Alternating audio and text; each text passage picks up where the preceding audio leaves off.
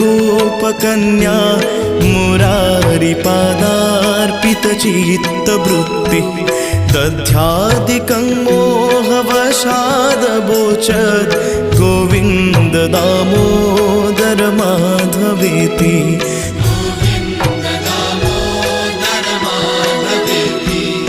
उलूखले संवृततण्डुलांश्च संघट्टयन्त्यो मुसले प्रमुग्धा गायन्ति गोप्यो जनितानुरागा गोविन्द दामोदर माधवेति।